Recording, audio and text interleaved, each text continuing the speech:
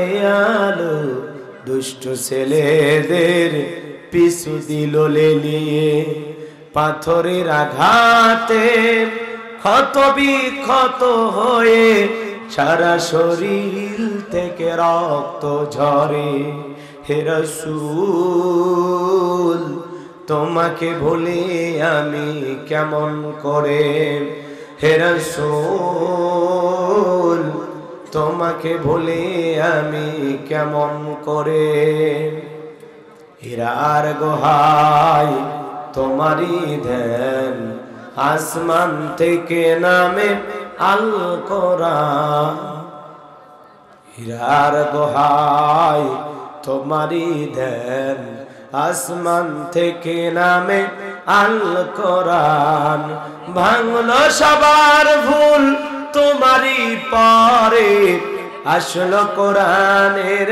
ছায়া তলে খালিদ ওমর আলী আবু বকর ইসলামী ঝান্ডা নিল যে তুলে আল আমিন তুমি ছিলে যে সদাই সকল মানুষের তরে হে রাসূল তোমাকে ভুলে আমি কেমন করে হে রাসূল তোমাকে ভুলে আমি কেমন করে ফুলের বুকে থাকলে মধু ভ্রমর যেমন আসে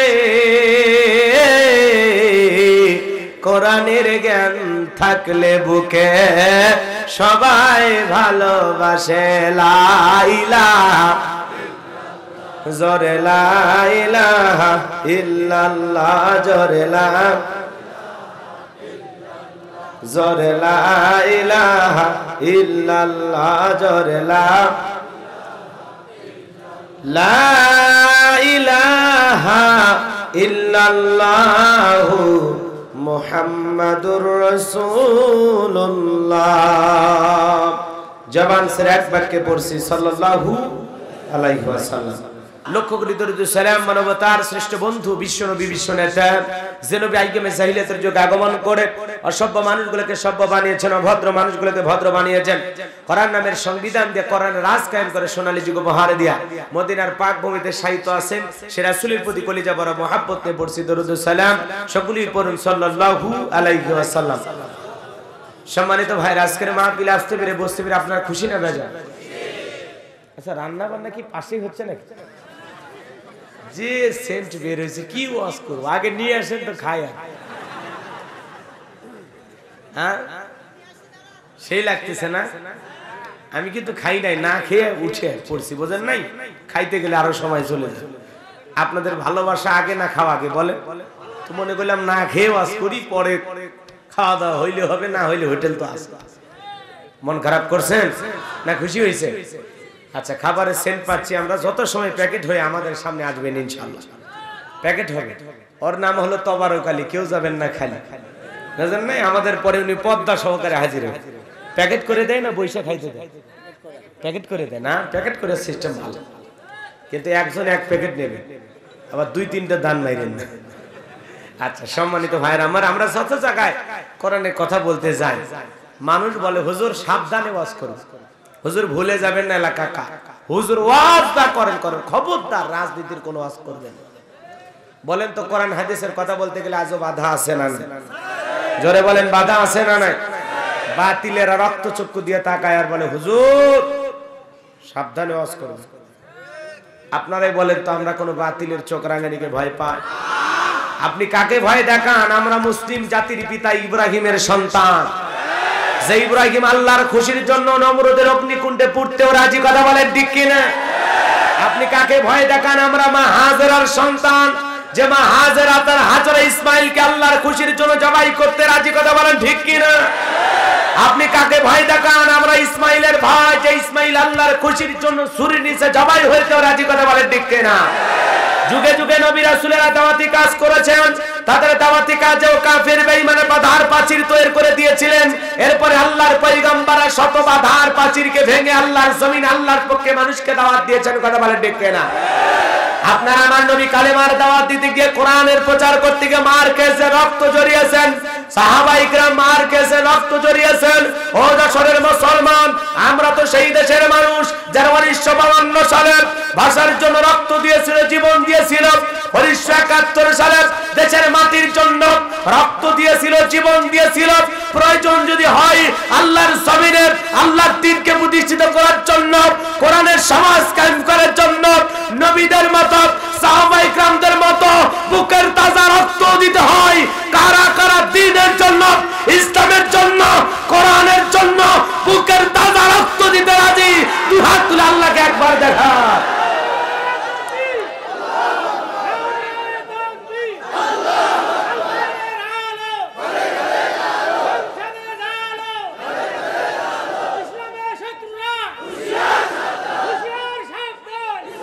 লিল্লাহি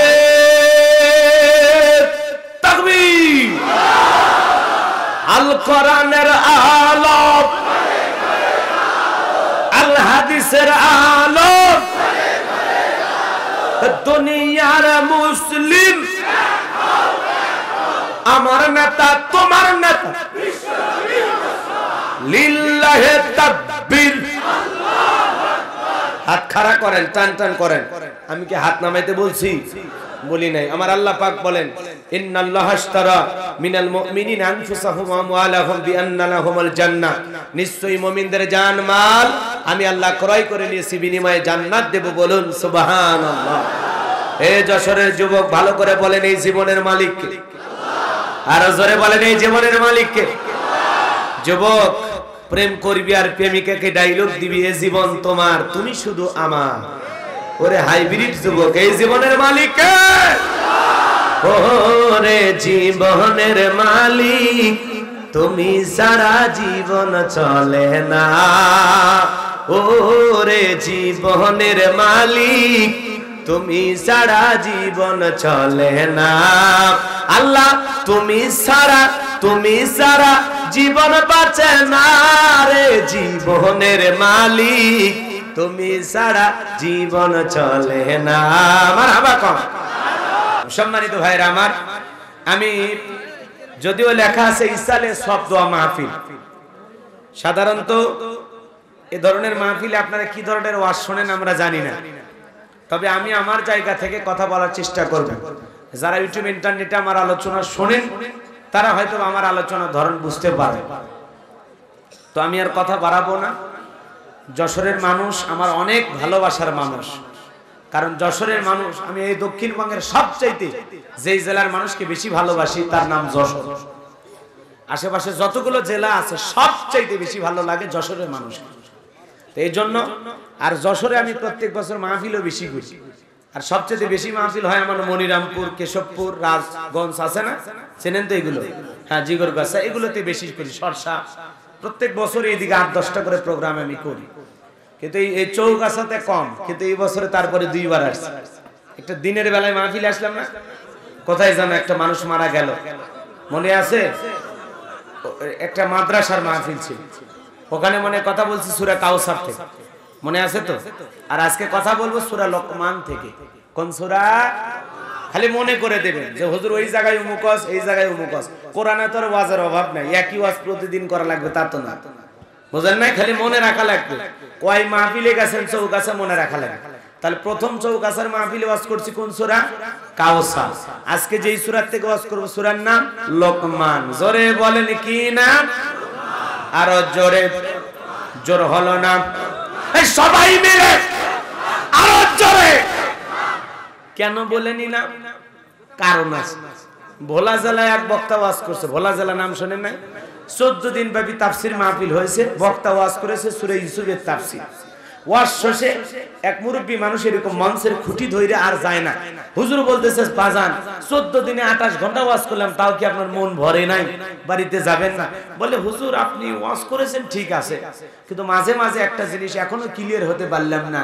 ইউসুফের পাশাপাশি আপনি জোলেখার নাম নিয়েছেন, আমি এখনো বুঝি না এই জোলেখা নারী না পুরুষ, লেডিস না জন্ডিস। তা ওয়াজটা যেন এরকম না হয়। আমি কোন সূরা থেকে কথা বলবো আপনার যেন মাথার ভিতরে ঢুকে যায়। সূরার নাম লোকমান। মোট আয়াত আছে 34টি। কয়টি আয়াত? 34টি। রুকু আছে 4টি। রুকু আছে কয়টি? 4টি। বিশ্বনবীর মাক্কি জিন্দেগিতে এই সূরাটি নাজিল হয়েছে। কুরআন কারীমের 31 নাম্বার সূরা। কত নাম্বার? সূরার নাম্বার কত বললাম? আরো জোরে বলেন, কত নাম্বার? 31 নাম্বার সূরা। এই সূরা থেকে আজকে আমরা কথা বলবো ইনশাআল্লাহ। জবান ছেড়ে সবাই, আর কোনো কথা না, তেলাওয়াত করুন। আউযু বিল্লাহি মিনাশ শাইতানির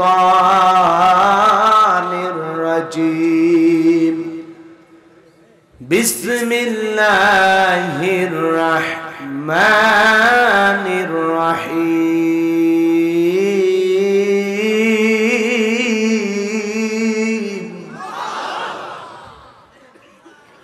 বিতাড়িত মুদ্রা শয়তানের কাছ থেকে আল্লাহর কাছে আশ্রয় প্রার্থনা চাচ্ছি। পরম করুণাময় অসীম দয়ালু আল্লাহর নামে শুরু করছি। সূরার নাম লোকমান। জোরে বলেন কিনা? সম্মানিত ভাইয়েরা আমার, লোকমানে হাকিম কোন নবী ছিলেন না, রাসূল ছিলেন না, ছিলেন একজন জ্ঞানী ব্যক্তি। কি ব্যক্তি? জোরে বলেন, কি ব্যক্তি? লোকমানে হাকিম কোন নবী ছিল না, রাসূল ছিল না, ছিলেন একজন মানুষ। কিন্তু বাজান গো আমার, মানুষ হলেও সাধারণ মানুষ না, অসাধারণ একজন ব্যক্তির নাম লোকমান। যে লোকমানে হাকিম এই জমিনের মধ্যে কিছু কথা মুখ দিয়ে উচ্চারণ করেছেন, জবান দিয়ে কিছু কথা বলেছেন, কিছু উপদেশ দিয়েছেন, যেই কথাগুলো আল্লাহ পাকের কাছে এমন পছন্দ হয়েছে, এমন পছন্দ হয়েছে, আল্লাহ রাব্বুল আলামিন ওই ব্যক্তির উপদেশগুলোকে পছন্দ করে তার নামে একটি সূরা কোরআনের ভিতরে নাজিল করলো। আল্লাহু আকবার। জমিনের একজন মানুষের কথা আসমানের মালিক আল্লাহর কাছে পছন্দ হয়, সে আসলেই সাধারণ মানুষ নয়, অসাধারণ ব্যক্তি। কথা বলেন ঠিক কিনা? চিন্তা করছেন? লোকমানের কথা পছন্দ হয়েছে কার? জোরে বলেন। আল্লাহর এত পছন্দ হয়েছে যে তার নামে একটি সূরা আল্লাহ কোরআনের ভিতরে দিয়েছে। বলেন আল্লাহু আকবার। সম্মানিত ভাইরা আমার, হৃদয়ের কান পেতে কথাগুলো শুনবেন। লোকমানে হাকিম লোকটা দেখতে ছিল কালো, অন্তর ছিল ভালো। আল্লাহ রাব্বুল আলামিনের কাছে তার জীবনের উপদেশগুলো পছন্দ হলো, এইজন্য আল্লাহ পাক তার নামে একটি সূরা কোরআনের ভিতরে দিল। আল্লাহু আকবার। লোকটা দেখতে খাটো ছিলেন, ঠোঁটগুলো ছিল মোটা, চেহারা ছিল কুচকুচে কালো। আল্লাহ রাব্বুল আলামিন বলেন, ওয়ালাকাদ আতাইনা লুকমানাল হিকমাতা আনিশকুরু লিল্লাহ ওয়া মান ইয়াশকুর ফাইন্নামা ইয়াশকুরু লিনাফসিহি ওয়া মান কাফারা ফাইন্নাল্লাহা গনিয়্যুন হামিদ।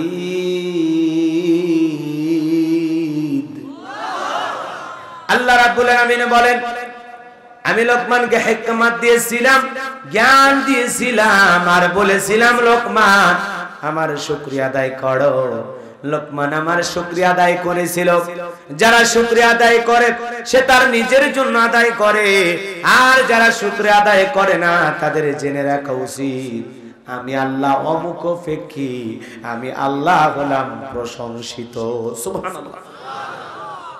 সম্মানিত ভাইরা আমার, এই জায়গায় খেয়াল করে কথাগুলো শুনবেন। প্রশংসা আদায় করলে বান্দার লাভ, আমার আল্লাহর কোনো লাভ নাই। প্রশংসা করলে বান্দার লাভ, আমার আল্লাহর কোনো লাভ নাই।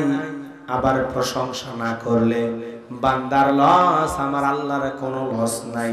তাম পৃথিবীর মানুষগুলো যদি এক জায়গায় হয়ে আল্লাহকে আল্লাহ বলে ডাক দেয়, আমার আল্লাহর সম্মান মর্যাদা বাড়ে না, তামাম পৃথিবীর মানুষগুলো যদি এক জায়গায় বসে আল্লাহকে আল্লাহ বলে না ডাক দেয়, আমার আল্লাহর সম্মান মর্যাদা কমেও না। আপনি ডাকলেও আমার আল্লাহ আল্লাহ, আপনি না ডাকলেও আমার আল্লাহ আল্লাহ। ডাকলে বান্দার লাভ, আমার আল্লাহর লাভ নাই। না ডাকলে বান্দার লস, আমার আল্লাহর কোনো লস নাই। কথা বলেন ঠিক কিনা? কথা কি বোঝে নাকি বুঝলেন? এজন্য আল্লাহ পাক বলেন, লা ইন শাকারতুম লা আযীদান্নাকুম ওয়া লা ইন কাফারতুম ইন্না আযাবি লাশাদীদ। আল্লাহ পাক বলেন, নিয়ামত পাওয়ার পরে যারা শুকরিয়া আদায় করে, আমি আল্লাহ পাক তাদের নিয়ামতগুলোকে বাড়াইয়া দেই। আর যারা নিয়ামত পাওয়ার পরে শুকরিয়া আদায় করে না, আমি আল্লাহ পাক তাদের নিয়ামতগুলোকে ছেড়ায় আনে। আর তাদের জন্য আছে কঠিন আযাব আর শাস্তির ব্যবস্থা। তাহলে নিয়ামত এর শুকরিয়া আদায় করলে বান্দার লাভ, আমার আল্লাহর কোনো কথা বলে না। নিয়ামতের শুকরিয়া আদায় করলে আপনার আমার লাভ, আল্লাহ নিয়ামত বাড়াইয়া দেবে। আর নিয়ামত পাওয়ার পরে না শুকরিয়া আদায় করলে আল্লাহ পাক নিয়ামত ছেড়ায় আনে। চিন্তা করেন, এই জায়গায় যতগুলো মানুষ বসে আছে, দুহাত তুলে একবার ডাক দেন তো আল্লাহ। সবাই জোরে ডাক দেন আল্লাহ। কলিজার সবটুকু আবেগ ভালোবাসা নিয়ে ডাক দিয়ে বলেন আল্লাহ আল্লাহ আল্লাহু আকবার। হাত নামান। এই যে আল্লাহ আল্লাহ বলে ডাক দিলাম, আমরা স্মরণ করলাম কারে? ফাযকুরুনি আযকুরুকুম ওয়াশকুরুলি ওয়ালা তাকফুরুন। তোমরা আমারে স্মরণ করো, আমি আল্লাহ তোমাদের স্মরণ করব। বলেন আল্লাহু আকবার। কৃতজ্ঞতা প্রকাশ করো, অকৃতজ্ঞকারী হয়ো না। আল্লাহ পাক আরেক জায়গায় বললেন, ইন্নাল ইনসানা লিরাব্বিহি লাকানুদ। মানুষ বড় অকৃতজ্ঞ। আমি কথা বলবো কোরআন সুন্নাহর আলোকে। কথা কি বোঝেন আমার? আমি তো প্রথমেই বললাম, হয়তোবা আপনারা অনেক কিছু চাইতেছেন, সেগুলো নাও হতে পারে। কথাকে বুঝাতে পারলাম? কারণ আগে কোরআন শোনেন, কোরআনটা যদি মাথার ভিতরে ঢোকে, পুরো জীবনটা পরিবর্তন হয়ে যায়, জীবনটাই পাল্টে যায়। আল্লাহ পাক বলেন, ওয়াযাক্কির ফাইন্না যিকরা তানফাউল মুমিনিন, সূরা জারিয়ার 55 নম্বর আয়াত। আল্লাহ পাক বলেন, যারা আমার মুমিন বান্দা, তাদের সামনে কোরআন দিয়ে ওয়াজ করলে, কোরআন দিয়ে উপদেশ দিলে, এই কথাগুলো মুমিনদের উপকারে আসবে। কোন সুবহানাল্লাহ। আমি আপনাদেরকে একটা মেসেজ দেব, মনে করেছিলাম আলোচনা শেষে বলবো, কি বুঝলেন, কিন্তু না, একটু বলেই ফেলে দিই। আপনারা কি আদর্শ পিতা হতে চান? কথা বলেন, আদর্শ পিতা হতে চান? আদর্শ বাবা হতে চান? আপনার সন্তানগুলো কি আদর্শ সন্তান হিসেবে গড়ে তুলতে চান? তাহলে আজকের আলোচনা শুনতে হবে, কিভাবে আদর্শ পিতা হব, কিভাবে আদর্শ সন্তান গড়ে তুলবো। আর আমার সন্তানকে আমি কি উপদেশ দেব, সেই কথাগুলো শিখতে হবে। না হলে পরকীয়া প্রেম কইরা কি যে হবে আর বললাম না। আপনি স্ত্রীকে কন্ট্রোলে রাখতে পারতেছেন না, সন্তানদেরকে দূরের কথা। সব যেন ঠিক থাকে, পরিবারটা যেন ঠিক থাকে। আজকে পারিবারিক বিষয় নিয়ে আলোচনা হবে। আমরা আদর্শ পিতা হব কিভাবে, সন্তানগুলোকে আদর্শ সন্তান হিসেবে গড়ে তুলবো কিভাবে, এই আলোচনাটা জানার দরকার আছে না? আর যদি বলেন না হুজুরিল্লাহ আমরা বুঝি, তাহলে খামাকা আমি কষ্ট করি না, হুজুরক নিয়ে আসি নাকি? কোন রাগ করতেছেন?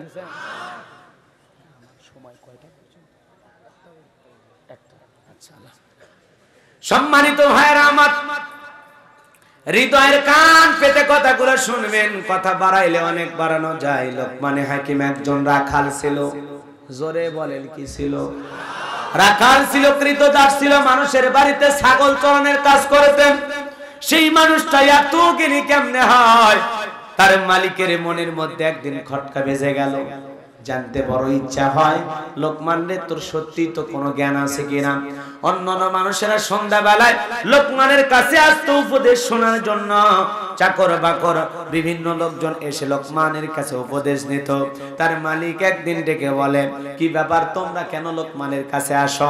সমস্ত লোকেরা ডেকে বলে, মনিব আপনি তো জানেন না, লোকমানের এত জ্ঞান, এত জ্ঞান, লোকমানের এত জ্ঞান, জীবন ঘনিষ্ঠ যে কোনো বিষয় নিয়ে যদি প্রশ্ন করে, লোকমানকে বলা মাত্রই লোকমান সেই বিষয়গুলো নিয়ে উত্তর দেয়। বলেন আল্লাহু আকবার।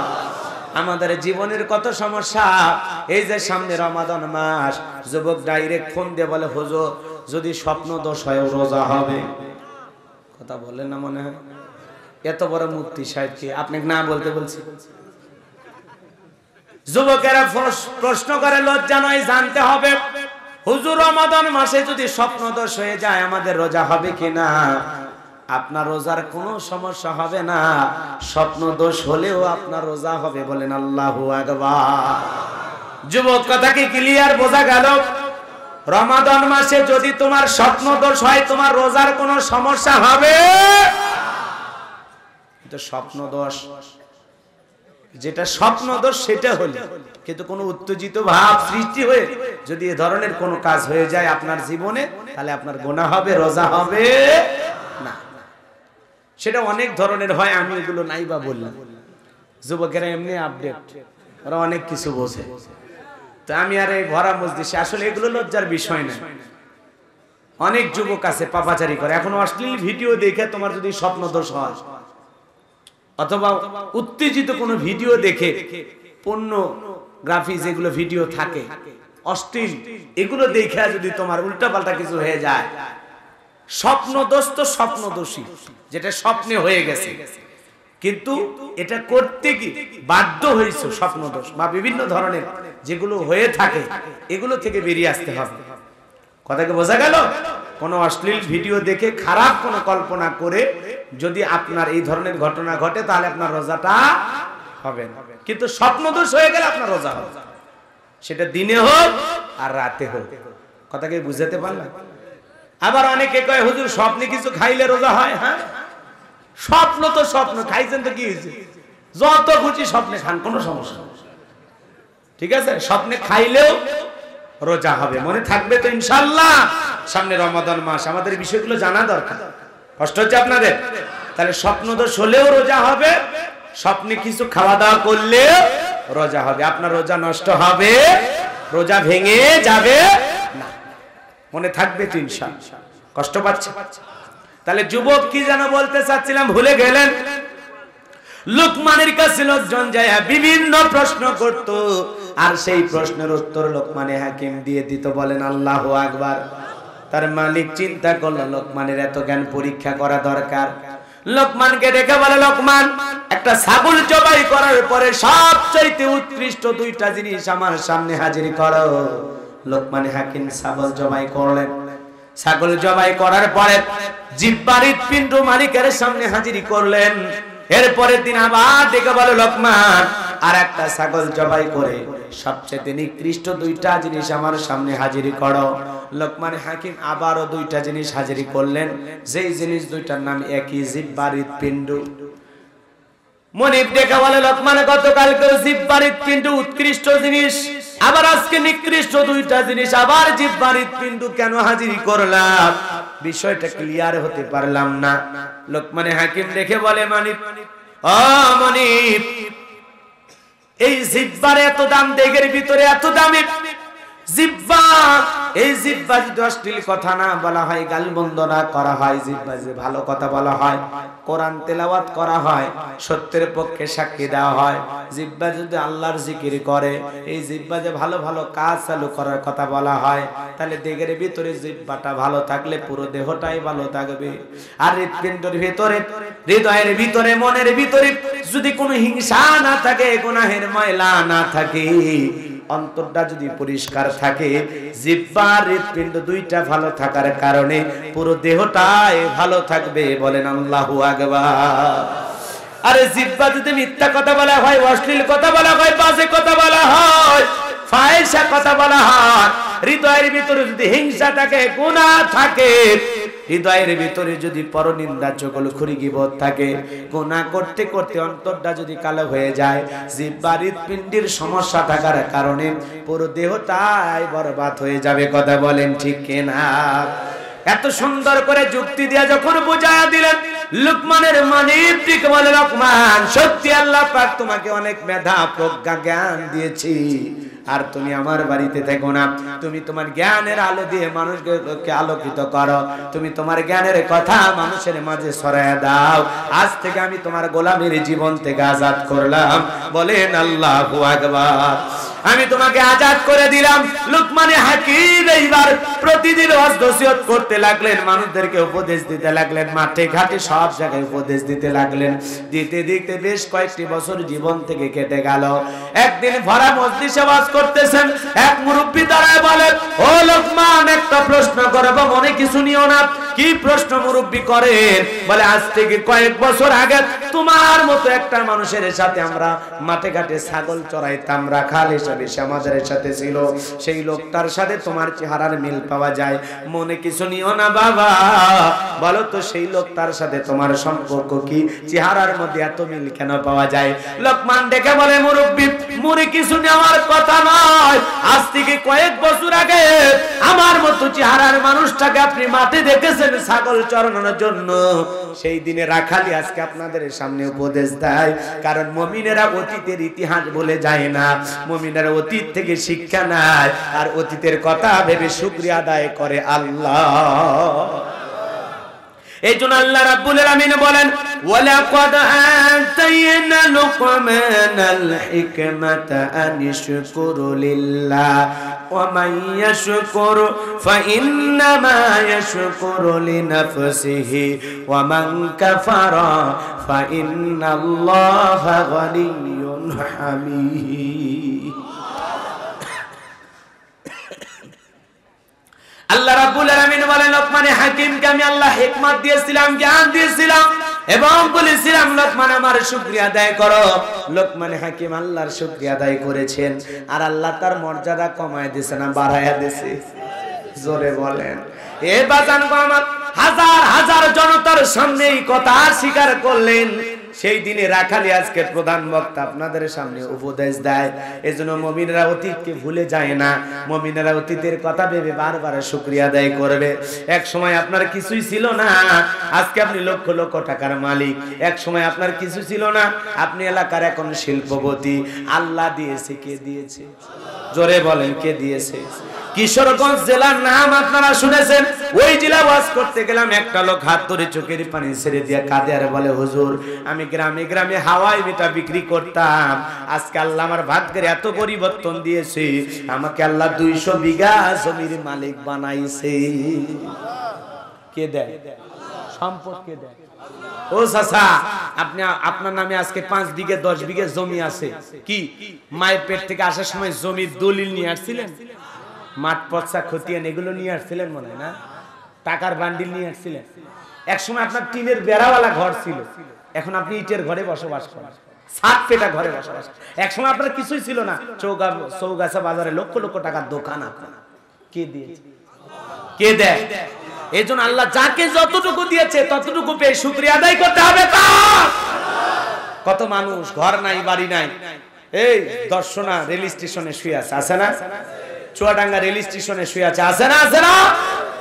তোমার তার ঘর আছে, গায়ে দেওয়ার মতো খেতা আছে, কম্বল আছে, ল্যাপ আছে। ওর তো গায়ে দেওয়ারও কিছু নাই, মাথায় দেওয়ারও, মাথার নিচে দেওয়ারও কিছু, ইটা মাথায় দিয়ে ঘুমায়। কথা কন না? ফুটপাতে পড়ে থাকা মানুষ, ওই মানুষের চাইতে আল্লাহ আপনাদের ভালো রাখে না? বলেন আল্লাহ ভালো রাখে না? এই জন্য আল্লাহ যাকে যতটুকু দিয়েছে ততটুকু পেয়ে শুকরিয়া আদায় করতে হবে। কার?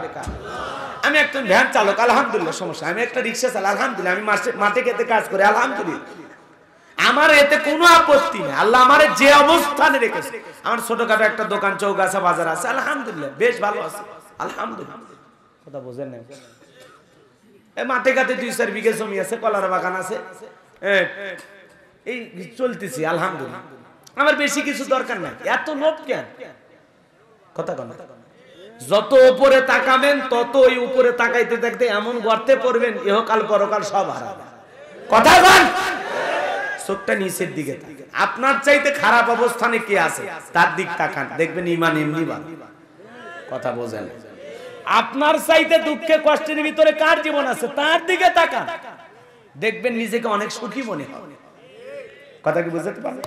তাহলে আল্লাহ যাকে যতটুকু দিয়েছেন ততটুকু বেশি শুকরিয়া আদায় করতে হবে। শুকরিয়া আদায় করলে নিয়ামত বাড়ায় দেবেন কে? বাজান গো আমার, লোকমান হাকিম আল্লাহ পাকের শুকরিয়া আদায় করেছিলেন, আল্লাহ তার সম্মান মর্যাদা বাড়ায়া দিয়েছে। বাজান গো আমার, লোকমানে হাকিম শুধু মাঠে ঘাটে ওয়াজ করতেন এমনটা নয়, লোকমানে হাকিম নিজের ঘরে স্ত্রী সন্তানদের কাছে ওয়াজ করতেন। বলেন আল্লাহু আকবার। সেই কথা আল্লাহ রাব্বুল আলামিন বলেন, লোকমানে হাকিম যখন তার সন্তানগুলোকে, পরিবারের সদস্যদেরকে এক জায়গায় নিয়ে উপদেশ দিতে লাগলেন, আমার আল্লাহ বলেন, ওয়া ইযা ক্বালা লুকমানু লিবনিহি ওয়া হুয়া ইয়াইযুহু ইয়া বুনাইয়া লা তুশরিক বিল্লাহ ইন্নাশ শিরকা লাযুলমুন আযীম। আমার আল্লাহ পাক বলেন, স্মরণ করো লোকমানে হাকিমের কথা।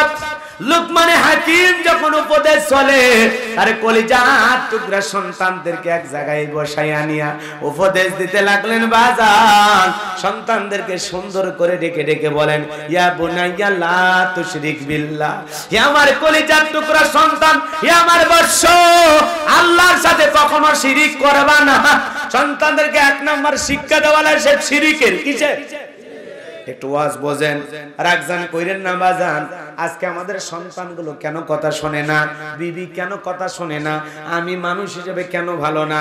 আমার মাথা এত গরম কেন? মাথা কেন ঠান্ডা রাখতে পারি না? একটু আসেন তো মানসিক ভাবে প্রস্তুতি নিয়ে আজকের আলোচনা শুনে দেখি তো জীবনের কিছু পরিবর্তন করা যায় কিনা। বাজান গো আমার, হৃদয়ের কান পেতে কথাগুলো শুনবেন। লোকমানে হাকিম তার ছেলেগুলোকে একত্রিত করে যখন ডেকে বলতেছেন, ইয়া বুনাইয়া লা তুশরিক বিল্লাহ, হে আমার কলিজার টুকরা সন্তানেরা, হে আমার বর্ষ, আমার হৃদয়ের স্পন্দন, সন্তানদেরকে টাকা লাগবে সুন্দর ভাষায়। কথা বল না, কি ভাষায়? এ ট্যাবলেটে বলতু, এ সলিমত দিয়ে আব্দুল জব্বার এভাবে না, সন্তানকে ডাকতে হবে এ আমার বর্ষ, এ আমার কলিজার টুকরা সন্তান, এ আমার হৃদয়ের স্পন্দন। কই আমার ছোট আব্বাজান কই? ডাকার মধ্যে মধু থাকা লাগবে, মায়া থাকা লাগবে, ভালোবাসা থাকা লাগবে। কথা আপনি দেখবেন, তো দেখছি না ও ছেলে এখন কি ভাববে?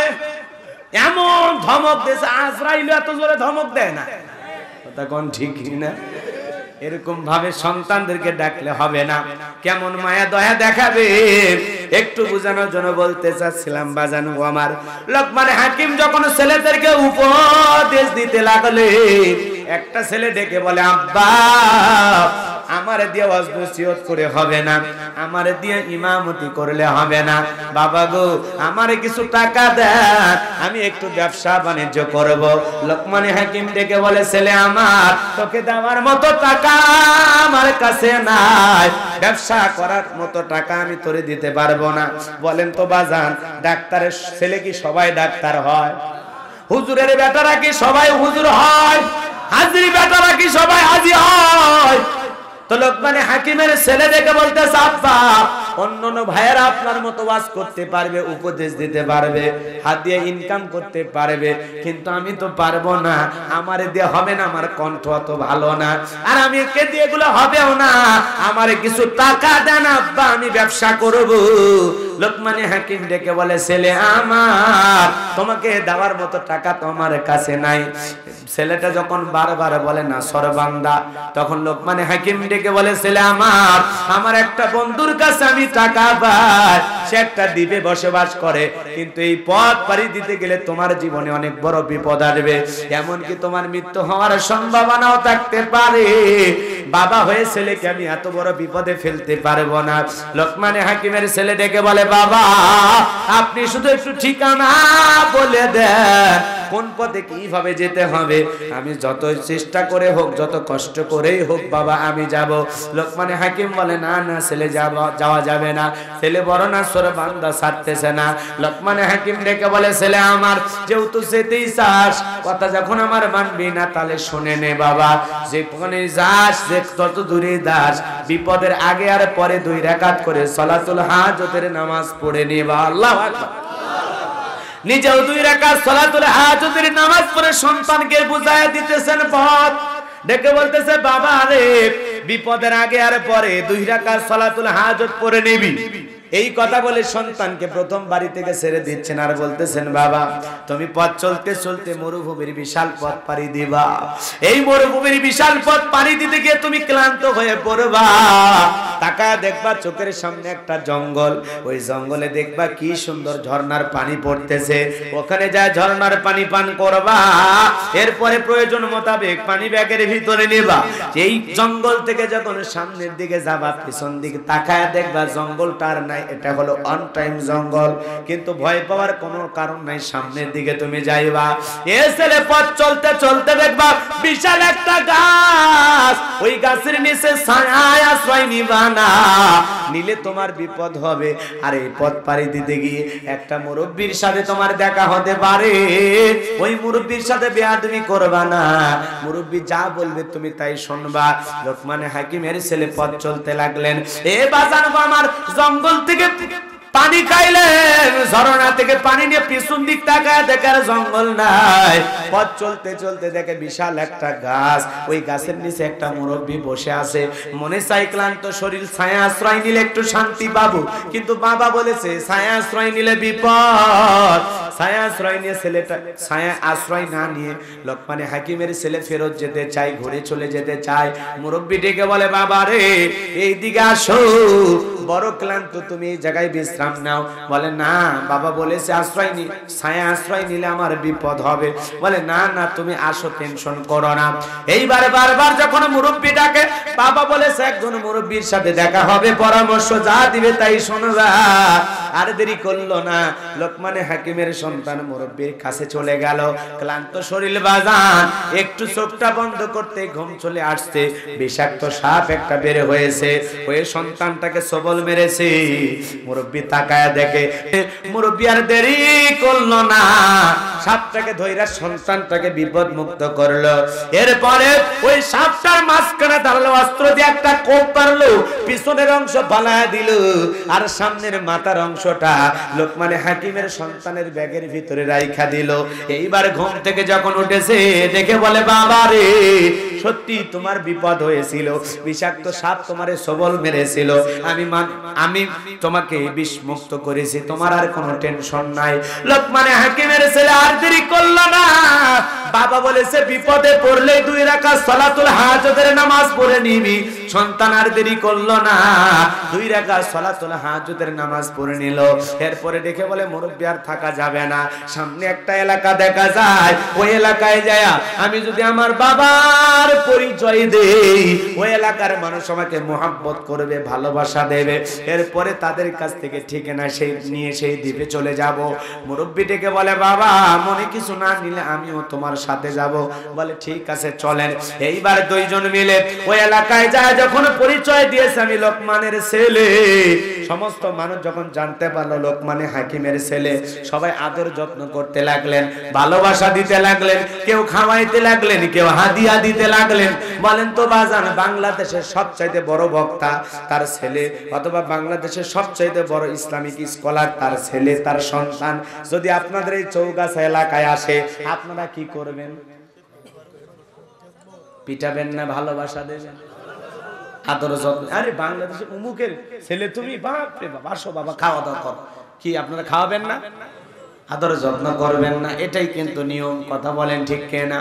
এ বাজান আমার ভালো করে বোঝার চেষ্টা করবেন। সমস্ত মানুষেরা আদর যত্ন করতে লাগলো, শুধু তাই নয়, এলাকা একটা ভয়ঙ্কর সুন্দরী নারী ছিল, সবাই মিলে লোকমান হাকিমের ছেলের সাথে সেই মেয়েটার বিবাহের ব্যবস্থা পর্যন্ত করলো। বাবা বলেছে ছেলে আমার, ও এলাকায় যে একটা সুন্দরী নারী দেখতে পাইবি, খবরদার তারে বিয়ে করবি না। বাবা বলেছে কিন্তু এত অপরূপা সুন্দরী যে দেখে সেই পাগল হয়ে যায়, রূপ সৌন্দর্যের কোনো কিছুর অভাব নাই। কিসের বিশ্ব সুন্দরী, সবচাইতে সেরা সুন্দরী মেয়ে। এত সুন্দর মহিলা দেখার পর তার মনেও চাইছে আমি বিয়ে করি। সবাই মিলে যখন লোকমান হাকিমের, লম্বা ঘটনা আমি লম্বা করব না, সবাই মিলে যখন লোকমান হাকিমের ছেলের সাথে বিবাহের ব্যবস্থা করে দিল, কিন্তু বাজান গো আমার, এই মহিলাটার 1 নয় 2 নয় আরো 10 জায়গায় বিয়ে হয়েছিল। কয় জায়গায়? জোরে বলেন কয় জায়গায়? 10টা ছেলের সাথে বিয়ে হয়েছিল। 10টা ছেলেই বাসর করে মারা গেছে। তো বাসর ঘর থেকে বের হতে পারে নাই। চিন্তা করেন তাহলে কতটা ভয়ঙ্কর অপরূপা সুন্দরী যে স্বামী বাসর ঘরে মরে যায়, কেমন সুন্দরী নারী, চেহারার কোনো কমতি নাই। বাপরে বাপ, যেই দেখে সেই পাগল হয়। এর আগে যে মানুষ মরছে কেউ আর খেয়াল করে না, এত সুন্দরী দেখে সবাই প্রেমে পড়ে, মায়ের জালে আটকে যায়।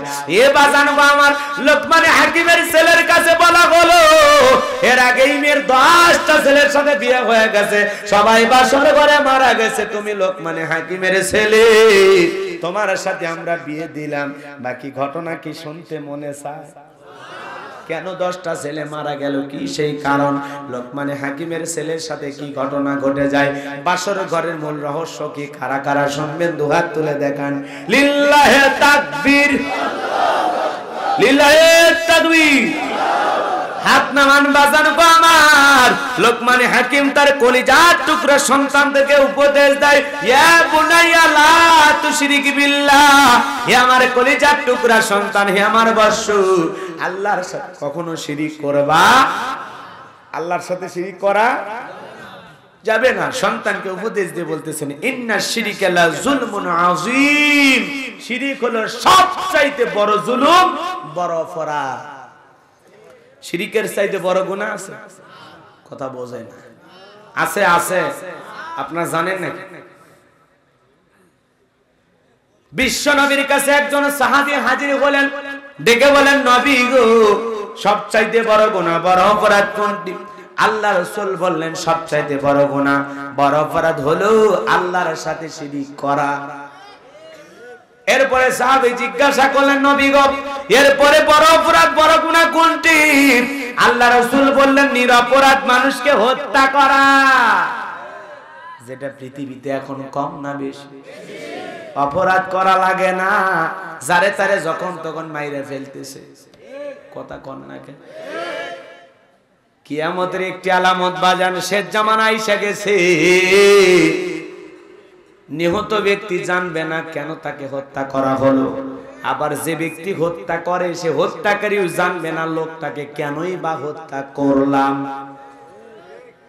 মরলো কেন সে জানে না, আবার মারলো কেন সে জানে না। মারলাম বা কেন, আর লোকটা মরলোই বা কেন? এই জামানা এখনো শুরু হয়নি। আছে আজকে কোনো কারণ ছাড়াই কেন জানি মানুষ হত্যা হচ্ছে, কোনো কারণ ছাড়া। রাগ করেছে, কষ্ট হচ্ছে আপনাদের? আমার বাজানের হৃদয়ের কান পেতে কথাগুলো শুনবেন। আজকে পুরো পৃথিবীর অবস্থা খুবই খারাপ, খুব খারাপ। তৃতীয় বিশ্বযুদ্ধে যদি একবার লেগে যায়, আমাদের অবস্থা ভালো না খারাপ? বলে পুরো পৃথিবীর মানুষকে চরম মূল্য দিতে হবে। অর্থনীতি ভেঙে পড়বে, কোটি কোটি মানুষ বিদায় নিয়ে চলে যাবে। আজকে রাশিয়া ইউক্রেন যা হচ্ছে বলার মতো না। কথা বলেন ঠিক? তবে একটা সুন্দর আভাস পাওয়া যাচ্ছে, সমঝোতা হতে পারে। আমরাও তো চাই যুদ্ধ না, শান্তি চাই। কথা বলেন ঠিক? ওরা যখন মুসলমান মেরে জালেমেরা হাসতেছিল, তারপরে আমরা নির্যাতন সহ্য করেছি। আজকে যখন নিজেদের ঘরে মারামারি লাগছে, পুরো পৃথিবীর সব জালেমদের মাথায় এক জায়গায়, থামাও, যুদ্ধ থামাও, যুদ্ধ থামাও, যুদ্ধ বন্ধ কর, যুদ্ধ বন্ধ কর। কথা কি বুঝতে পারেন? আর যখন মুসলমানদেরকে মারা হয়, ফিলিস্তিনিতে মুসলমান মারা হয়, মায়ানমারে মুসলমান মারা হয়, আফগানিস্তান, ইরাক, পাকিস্তান সহ পৃথিবীর অনেক দেশে যখন মুসলমানদের উপর নির্যাতন করে জালেমেরা, তখন ওরা চেয়ে থাকে, ওরা আর কিছু বলে না। আজকে যখন নিজেদের ভিতরে ছোট শয়তান বড় শয়তান লাগছে, তখন টের পাইতেছে। ব্যথা তো নিজের যন্ত্রণা ব্যথা অনুভব না হওয়া পর্যন্ত, নিজের আত্মীয় স্বজন 2-4 জন মারা না গেলে তো বোঝা যায় না যে জ্বালা কত, যন্ত্রণা কত, ব্যথা কত। কথা বলেন ঠিক? আমার যুবক ভাইরা রে, অনেক কথা বলার ইচ্ছা হয়, কিন্তু আমার বলার ওইভাবে সময় নাই। নির্দিষ্ট বিষয়ের উপরে কথা বলতে চাই। নবীজিকে এবার জিজ্ঞাসা করলেন, নবী গো, এরপরে বড় গুনাহ, বড় অপরাধ কোনটি? আল্লাহ রাসূল বললেন, প্রতিবেশীর স্ত্রীর সাথে জিনা করা। কি করা? জিনা করা, যেটার নাম হলো বাংলাদেশে আমরা নাম দিয়েছি পরকিয়া। পরকিয়ার বিষ আজকে যেভাবে আক্রমণ করতেছে বাজান গো আমার, সমাজ ধ্বংস করে ফেলে দিতেছে। চিন্তা করেন, মা হয়ে শিশুকে হত্যা করতে পর্যন্ত কলিজা কাঁপতেছে না। নিজের যৌবনের স্বাদ পাওয়ার জন্য, অন্য একটা পুরুষের সাথে ভালো থাকার জন্য মা হয়ে নিজের ছেলেকে বিষ পান করায়া দোষ চাপায়া দেয় নাপা সিরাপে। কথা বোঝেন না মনে হয়? নিজের হাতে হত্যা করে কি শান্তি পালি রে ডাইনি মা? সেই তো জেলখানায় গেলি, মারলিও দুইটা সন্তান, কি ছিল শিশুদের অপরাধ? ভালো যখন এতই বাসলি, সন্তানদের ফেলায়া কেন চলে গেলি না? ওদেরকে কেন মারলি? স্বামীরে সন্তানরে ফেলায়া চলে যাও। যা দেখ, জীবনে কোনো শান্তি নাই। পিরিতের সুখ 2 দিন 3 দিন ভালো লাগে, 7 দিন গেলে পিরিতি তিতা হয়ে যায়। কথা বোঝেন নাই মনে হয়? ভালোবাসা বইলে পৃথিবীতে এখন কিছুই আর নাই, সব ধোঁয়াশা কুয়াশা, সব স্বার্থপরের দুনিয়া। কথা বোঝেন নাই মনে হয়? মিশাই ক্ষণিকের মায়া, হঠাৎ কেন জানি খুব ভালো লাগে, কয়েকটা দিন চলে গেলে মায়া ভালোবাসা সব জানালা দিয়ে বিদায় নেয়। সেই পীড়িতের জন্য তুমি 2টা সন্তান হত্যা করলা। ও মা, একবার কি তোর কলিজাটা কাঁপলো না? নিজের যৌবনের স্বাদ দেখলি, কলিজার মায়া টুকরা সন্তানদের দেখলি না? কথা বল। আজকে চতুর্দিকে তাকায় দেখেন, পরকিয়া, দেবর বাবির পরকিয়া, দুলাভাই শালীর পরকিয়া, মামা ভাগিনের পরকিয়া, মামা মামি, কথা কন না, ভাগনার পরকিয়া মামির সাথে, ভাতিজার পরকিয়া শাশুড়ির সাথে। সমাজে এগুলো নাই? আপনাদের এলাকায় নাই? আমি ভারতের কথা বলতেছি। সমাজটা পরকিয়ার বেড়াজালে আটকে গেছে। চতুর্দিক তাকায় দেখেন, এমন কোন গ্রাম নাই, এমন কোন অঞ্চল নাই যে পরকিয়ার বিষ যায় নাই। এই জন্য তো মনে দুঃখে কই, আমার সোনার দেশটা খাইলো রে পরকিয়া প্রেমী, আমার বাংলাদেশটা গেল রে পরকিয়ার প্রেমে। রাগ করেছে?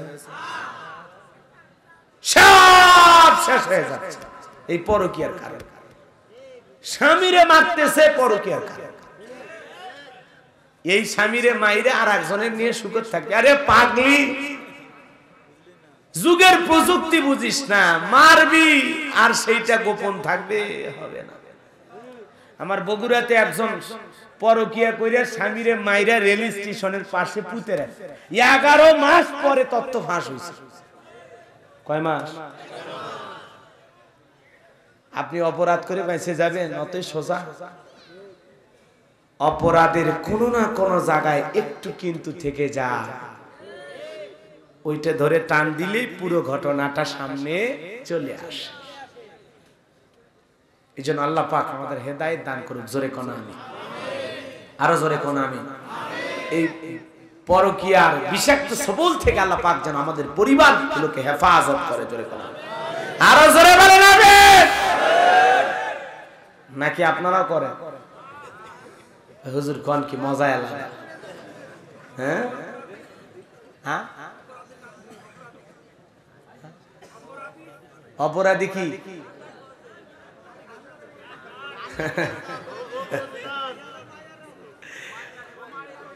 অপরাধী না?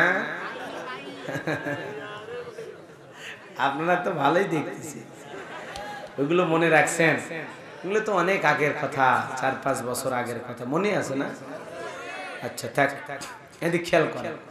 কষ্ট হচ্ছে? বিরক্ত হচ্ছে? কি অবস্থা আমার যুবক ভাইরা রে, হৃদয়ের কান পেতে কথাগুলো শুনে যাও। সবচাইতে বড় গুনাহ, বড় অপরাধ হলো আল্লাহর সাথে শিরিক করা। কথা বলেন ঠিক কিনা? এজন্য লোকমান হাকিম সন্তানদেরকে ডেকে বলেন, ইয়া বুনাইয়া লা তুশরিক বিল্লাহ, হে আমার কলিজার টুকরা সন্তান, আল্লাহর সাথে কখনো শিরিক করা যাবে না। আল্লাহর সমকক্ষ কাউকে স্ত্রী করা যাবে না। বলেন তো বাজান, আল্লাহর সমকক্ষ কেউ কি আছে?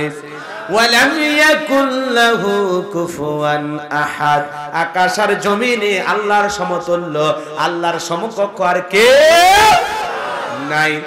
এর জন্য বাজানে শিরিক করা যাবে না। ইন্নাশ শিরকা লা যুলমুন আযীম, শিরিক হলো সবচেয়ে বড় জুলুম, বড় অপরাধ, বড় গুনাহ। মুসলমান আমরা, ইমানদার আমরা, আল্লাহর সাথে কখনো শিরিক করা যাবে না। এই বাজানগো আমার, আল্লাহর সমকক্ষ স্ত্রী করে এই যে লাত হজ্জা প্রতিমা দেবদেবী সরস্বতী বানায়া অন্য ধর্মাবলম্বীরা ভগবান বলে তাদের পূজা করে, সেটা তাদের ধর্মের রীতিনীতি তারা করবে। এগুলো প্রতিমা বানায়া আল্লাহর সাথে তারা শিরিক করতেছে। কথা বলেন ঠিক কিনা ভাইরা আমার? কিন্তু মুসলমান এগুলো করতে পারে? মুসলমান ইমানদার এগুলো শিরিক করে না, কিন্তু মুসলমান অনেক শিরিকের সাথে জড়িত। বড় শিরিকগুলোকে শিরিক আকবর বলা হয়, ছোট শিরিকগুলোকে শিরিক আসগর বলা হয়। বড় বড় শিরিক আমরাও করি বাজার। দেখবেন অনেক মানুষ আছে দুনিয়ার সব জায়গা বাদ দিয়া পীরের পায়ে সেজদা মারে, আছে না নাই? এ বাজান গো আমার, বলেন তো এই সেজদা পাওয়ার একমাত্র মালিক কে? নবীজি জঙ্গল দিয়ে পথ চলতেছেন, জঙ্গলের একটা উট এসে নবীজির কদম মোবারকে মাথা নত করলেন। সাহাবায়ে কিরাম দৃশ্য দেখে আবেগে আপ্লুত হয়ে গেলেন। দেখে বলেন, নবী গো, আমাদের মনের ইচ্ছা হয় ওই জঙ্গলের উটটার কত ভাগ্য ভালো, আপনার কদম মোবারকে সিজদা দেয়। আপনি যদি অনুমতি দেন, আমরা সাহাবীরা আপনার কদম মোবারকে সিজদা দেব। বিশ্বনবী ডেকে বলে, সাহাবীরা, মানুষ হয়ে মানুষকে যদি সিজদা দেওয়ার নিয়ম থাকতো, দুনিয়ার সমস্ত নারীদেরকে আল্লাহ পাক তার স্বামীদের পায়ে সিজদা দেওয়ার অর্ডার দিত। আল্লাহু আকবার। দুনিয়ার সমস্ত স্ত্রীদেরকে আল্লাহ পাক তার স্বামীর পায়ে সিজদা দেওয়ার কথা বলতো। কিন্তু মানুষের মানুষকে সিজদা দেওয়া শিরিক। শিরিক। মাজারে সিজদা দেয় আছে না নাই? পীরের পায়ে সিজদা দেয় না, তার পায়ে সিজদা দেয়। মনে রাখবেন মুসলমান, মুমিনের মাথা আল্লাহর কাছে মসজিদ ছাড়া অন্য কোথাও নত হতে পারে? নামাজের সময় নত হবে একমাত্র কার কাছে? জোরে বলেন, কার কাছে? লোকমানে হাকিম সন্তানদেরকে বোঝায় দিলেন, ইয়া বুনাইয়া লা তুশরিক বিল্লাহ, আল্লাহর সাথে কখনো শিরিক করা যাবে না। ইন্না শিরিকা লা যুলমুন আযীম, শিরিক হলো সবচাইতে বড় জুলুম, বড় অপরাধ। আল্লাহ আমাদেরকে শিরিক মুক্ত জীবন যাপন করার তৌফিক দান করুন। জোরে বলেন আমিন। এ ভাইরা আমার, শিরিক যদি আপনি করে থাকেন, নামাজ রোজা হজ যাকাত যা করেন না কেন, আপনার আমল নামায় যদি শিরিক মিশ্রিত থাকে, ওই শিরিক মিশ্রিত থাকার কারণে নামাজ রোজা হজ যাকাত সব বরবাদ হয়ে যাবে। কথা বলেন ঠিক কিনা? মুসলমান বেঁচে থাকবো যতদিন, শিরিক করব না ততদিন। মনে থাকবে ইনশাআল্লাহ। মুসলমান কখনো শিরিকের গুনাহ করতে পারে? শিরিক মিশ্রিত ইবাদত কার দরবারে কবুল হবে না? আল্লাহর দরবারে কবুল হবে না। লোকমান হাকিম যখন তার কলিজার টুকরা সন্তানকে আল্লাহর সাথে পরিচয় করায় দিচ্ছেন, আমার আল্লাহ এত খুশি হয়ে গেল। দেখে বলে, লোকমান, তুমি যখন তোমার সন্তানদেরকে আমার সাথে পরিচয় করায় দিচ্ছ, আমি আল্লাহ পাক তোমার সন্তানকে তোমার সাথে পরিচয় করায় দেই। আমার আল্লাহ রাব্বুল আলামিন বলেন, ওয়া ওয়াসাইনাল ইনসানা বিওয়ালিদাইহি হামালাতুহু উম্মুহু ওয়াহনান আলা ওয়াহনিন ওয়া ফিসালুহু ফি আমাইনি আনিশকুরলি ওয়া লিওয়ালিদাইক ইলাইয়াল মাসির। আল্লাহ রাব্বুল আলামিন বলেন, লোকমান, তুমি যখন তোমার সন্তানকে আমার সাথে পরিচয় করায় দিলে, আমি আল্লাহ রাব্বুল আলামিন তোমার সন্তানকে তোমার সাথে পরিচয় করায় দিয়ে বললাম, আমি আল্লাহ রাব্বুল আলামিন বললাম, ওয়াসাইনাল ইনসানা বিওয়ালিদাইহি হামালাতুহু উম্মুহু ওয়াহনান আলা ওয়াহনি ওয়া ফিসালুহু ফি আমাইনি আনিশকুর লি ওয়া লিওয়ালিদাইক ইলাইয়াল মাসির। আল্লাহু আকবার। আল্লাহ পাক বলেন, আমি তো মানুষকে নির্দেশ দিয়েছি তারা যেন তার মাতা পিতার প্রতি সদাচরণ করে, উত্তম ব্যবহার করে, ভালো আচরণ করে। কারণ তার মা কষ্টের পর কষ্ট সহ্য করে সন্তানকে গর্ভধারণ করেছে, 2টি বছর সন্তানকে দুধ পান করাইছে। সুতরাং আমার এবং তোমার মাতা পিতার প্রতি তোমরা কৃতজ্ঞ হও। এ বাজান, আমার মা যে কষ্ট করেছেন সেই কথা বলতেছেন কে? আমার আল্লাহ বলেন, তোমার মা কষ্টের পর কষ্ট সহ্য করে তোমাকে গর্ভে ধারণ করেছে। হে যশোরের মুসলমান, মা যখন সন্তান পেটে গর্ভে ধারণ করে 3-4 মাস যখন হয়ে যায়, মার বমি বমি হয়, মা খাবার খাইতে পারে না, মার খাবার রুচি কইমা যায়। 6-7-8 মাস যখন হয়ে যায়, সন্তান যখন পেটের ভিতরে নাড়াচাড়া করে, মা ব্যথা অনুভব করে, কষ্ট পায়। মায়ের গর্ভে সন্তান যেই জায়গায় থাকে এই জায়গাটা মাত্র হলো 10 ইঞ্চি। এ বাজানো আমার সন্তান যখন পেটের ভিতরে বড় হতে লাগে, আল্লাহ রাব্বুল আলামিন সন্তানের 2টা পা মার কলিজার সাথে লাগায়া দেয়। ডাক্তারের গবেষণায় রিপোর্ট বাজার, কোন সন্তান যদি মায়ের পেটে সবচাইতে কম নাড়াচাড়া করে, ওই সন্তানটা মাকে গর্ভে থাকায় অবস্থায় সর্বনিম্ন 4500 বার মার কলিজায় লাথি মারে। এ চৌগাছার বাবাজিরা, যুবক রে, এ যুবক, ভালো করে শুনে যা আমি কি বলতে চাই। একটা মা কত কষ্ট করে সন্তান গর্ভে ধারণ করে। মার গর্ভে যখন ছিলাম রে যুবক, 7-8 মাস যখন হয়ে যায়, মা ঘুমাইতে পারে না, গভীর নিশীথে মায়া খায়, একা কান্না করে। 10টা মাস যখন হয়ে যায়, গভীর নিশীথে মা বাবার 2টা পা জড়ায় কান্দে, ডেকে বলে, বিবি রে, বিবি তুমি কেন কান্নাকাটি করো, কি হয়েছে তোমার? মা ডেকে বলে, স্বামী আমার বড় ভয় করে, কত মহিলা সন্তান জন্ম দিতে গিয়ে মারা গেল, আমি যদি মারা যাই তুমি আমারে মাফ করে দিও। ও স্বামী, দীর্ঘদিন তোমার সাথে কাটাইলাম, ভুল যদি হয়ে যায় মাফ করে দিও স্বামী গো। এই কথা বলে মা চোখের পানি ছেড়ে দিয়া কান্না করে বাবার কাছ থেকে বিদায় নিয়ে দাইমার ঘরে চলে যায়। প্রসবের যাতনায় মা দাঁত মুখ কামড়ায়, প্রসবের কি যে যাতনা, কি যে ব্যথা, কি যে পিন, কি যে কষ্ট, দুনিয়ার মা সারা কেউ বুঝবে না। মা সন্তানকে গর্ভে রেখে কি যে কষ্ট, কি যে ব্যথা, কি যে যন্ত্রণা রে যুবক। মা প্রসবের বেদনায় দাঁত মুখ কামড়ায়, চোখের পানি ছেড়ে দিয়া কাঁদে। নবীজি তাকায়া দেখেন একজন সাহাবী মাকে কান্দে করে হজ করে। নবী ডেকে বলে, সাহাবী কাঁদে কে? বলে, হুজুর আমার মা। বিশ্ব নবী ডেকে বলে, সাহাবী বড় ভালো কাজ করতেছো।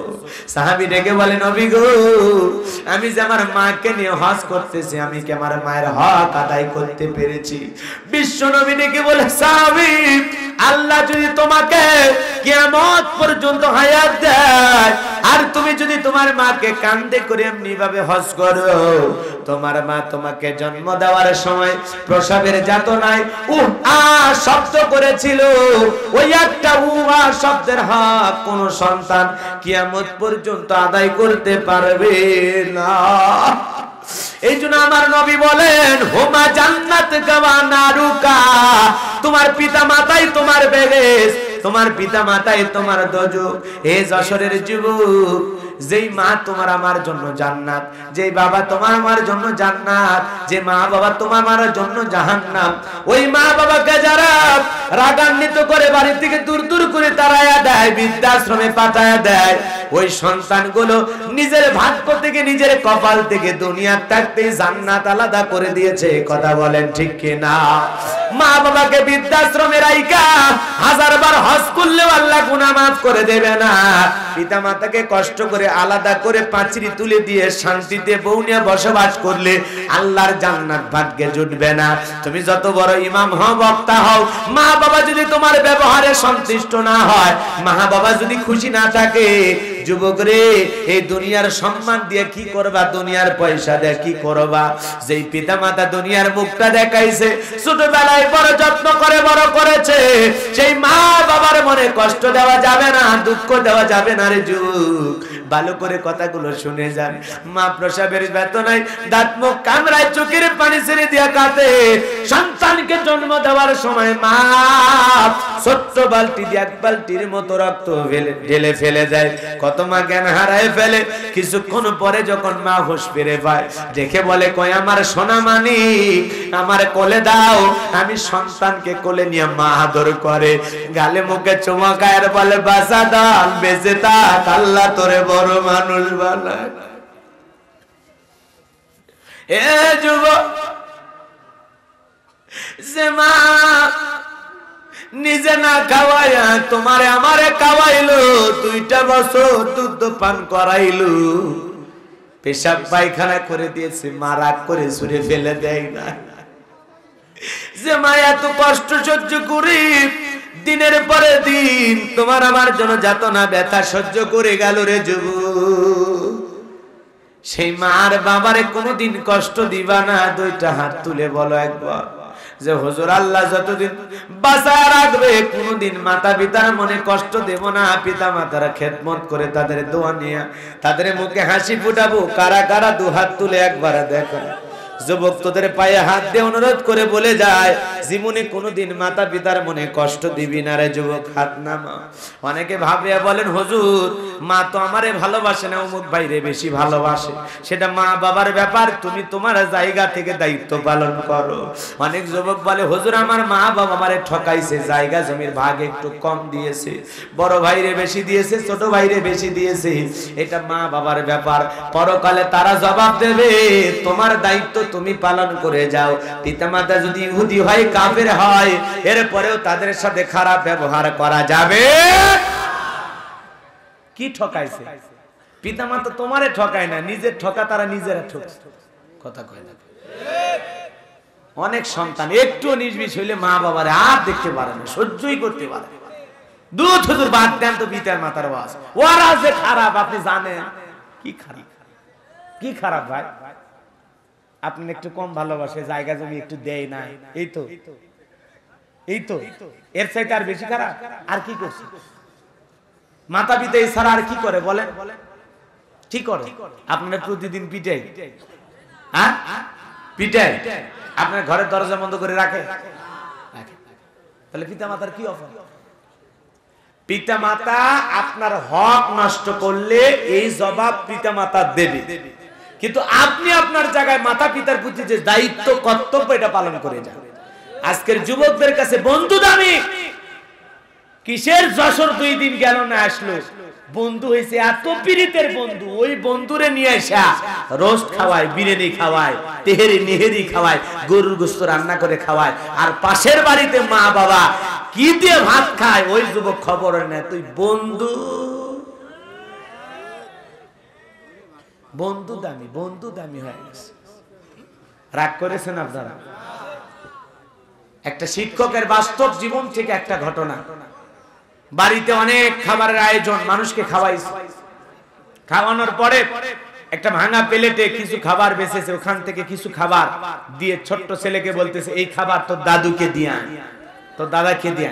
ছোট্ট বাচ্চা ডেকে বলতেছে, বাবা আমরা এত ভালো খাবার খাইলাম, কত দামি দামি খাবার খাইলাম, দাদুর প্লেটটাও ময়লা, খাবারগুলো তো ভালো না, তো এটা কেন দাদু খাবে? দাদুর ভালো খাবার নাই? বলতেছে, তোর দাদুর বয়স হয়ে গেছে, এই বয়সে ভালো খাবারের দরকার নাই, কথা কম বলে দিয়ে আয়। ছোট্ট ছেলেটা বলতেছে, বাবা তাহলে আমি এই প্লেটটা যত্ন করে রেখে দেব, কারণ দাদুর মতো যখন আপনার বয়স হবে তখন এই প্লেটে করে আমিও আপনাকে খাইতে দেব। শিক্ষক মনে হয় আসমান থেকে জমিনে পড়ে গেছে, ঠস করে বিবেকের দরজা খুলে গেছে। ছেলেকে বুকের সাথে জড়ায় নিয়ে বলে, তুই ছোট মাসুম বাচ্চা হয়ে আজকে আমারে যে শিক্ষা দিলি, হয়তোবা আমি দুনিয়ার মহাব্বতে পড়ি, মানুষের কুমন্ত্রণায় পড়ি, আমি ভুলেই গেছি আমার পিতা মাতা কত বড় দামি। এইবার ছেলেটা সঙ্গে সঙ্গে বাবাকে সেই ভাঙা ঘর থেকে তাদের বিল্ডিং এ নিয়ে আসলেন। স্ত্রী বলে, কি ব্যাপার? ওই বুড়েটারে আবারও বাড়ি তুলছে, কয় চুপ কর, কথা যদি বলবি তোর বাড়ি থেকে বের হয়ে যাবে। বুইরা না থাকার অনুপ্রেরণা, এটা আমার দোয়ার ভান্ডা, পিতা মাতার খেদমত কত বড় যে দামি। আজকে যদি আপনি মাতা পিতাকে অবহেলা করেন, আপনার ভাগ্যেও অবহেলা জুটবে 2 দিন আগে আর পরে। কথা বলেন ঠিক কিনা? ওই মিয়া, তুমি শুধু বাপের বেটা না, তুমিও জন্ম দিয়েছো বেটা, টেনশন করো না। লাঠির বাড়ি বাবারে মারলে অপেক্ষা কর, তোর জন্য চা পাতির বাড়ি অপেক্ষা করতেছে, রডের বাড়ি অপেক্ষা করতেছে। কি মনে করছো পিতা মাতাকে কষ্ট দিয়ে জান্নাতে যাবা? কোন দরজা দিয়ে? কে খুলে রাখছে দরজা?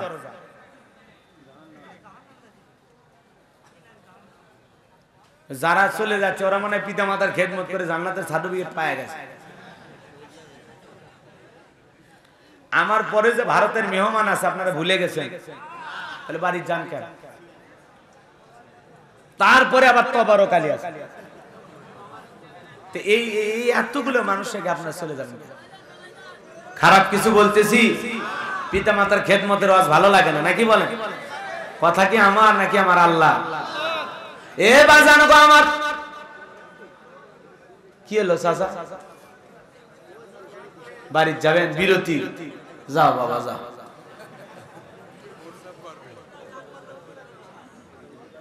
হৃদয়ের কান পেতে কথাগুলো শুনে যান, তাহলে পিতা মাতার খেদমত করবো তো ইনশাআল্লাহ। মা বাবার মনে কখনো কষ্ট দেওয়া যাবে?